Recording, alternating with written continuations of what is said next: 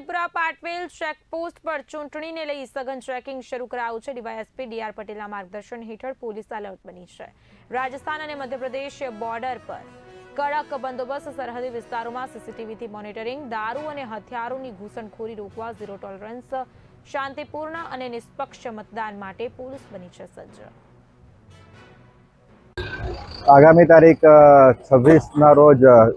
જિલ્લા પંચાયત, તાલુકા પંચાયત તેમજ નગરપાલિકા અને મહાનગરપાલિકાઓની ચૂંટણી અનુસંધાને ઝાલોદ ડિવિઝનમાં આવેલ Jhalod police station, Chakaliya police station, Fatepura police station, Sukhsar police station, Sanjeli police station ખાતે વાહન ચેકિંગ તેમજ જે બોર્ડર સાથે અડીને જે પોલીસ સ્ટેશનો આવેલા છે, ઝાલોદ, ફતેપુરા પોલીસ સ્ટેશન અને ચાકલિયા પોલીસ સ્ટેશન, કુલ જે 10 આંતરરાજ્ય બોર્ડર જે એમપી અને રાજસ્થાન જિલ્લાની રાજ્યોની હદને જોડે છે, ત્યાં પોલીસ અધિકારી અને કર્મચારીઓ મારફતે 24 કલાક વાહન ચેકિંગ ચાલી રહેલું છે।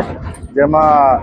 રાજસ્થાન અને એમપી તરફથી આવતા 2 વ્હીલર, 3 વ્હીલર અને 4 વ્હીલર વાહનોમાં કોઈ નશાકારક પદાર્થ કે પીણું લઈ કે કોઈ નાર્કોટિક્સને લગતું કોઈ પદાર્થ લઈ અને દાહોદ જિલ્લા અને ગુજરાત રાજ્યની સરહદમાં પ્રવેશ કરે નહીં તે બાબતે